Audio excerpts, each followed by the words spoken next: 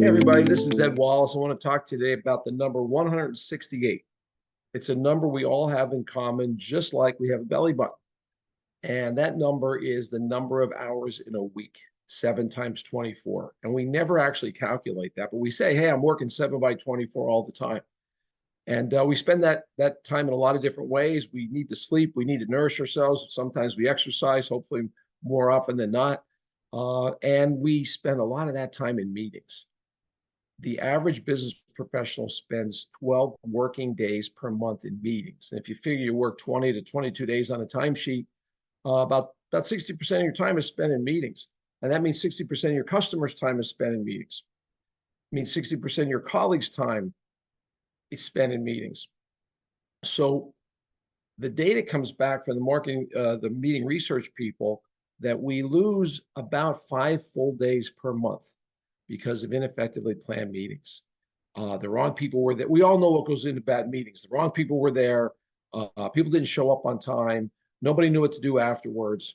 So in the relational ladder, the third rung, when professional peers are working well together, we call that rung using time purposefully. And the best way you as a sales or business leader can use time effectively is by planning your meetings in a way that's deliberate and precise. And we create a tool called POP. And POP stands for purpose, outcome, and process. Purpose, what am I trying to do and why in this meeting?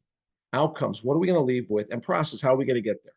So 3 really simple areas, but they require some thinking. And let's talk about purpose for a minute. So when it comes to purpose, what am I trying to do and why? I'm here to bring the R&D team together so that we can effectively execute on the new product strategy. That's so that in your purpose statement is really the value statement for your meeting. And if you think about it, people have a lot of meetings. Why should they want to come to your meeting? So when we say, what am I trying to do and why, the why really is directed towards your audience. Now, once you are happy with your purpose statement, what are people going to leave with? We call those outcomes. There could be one outcome.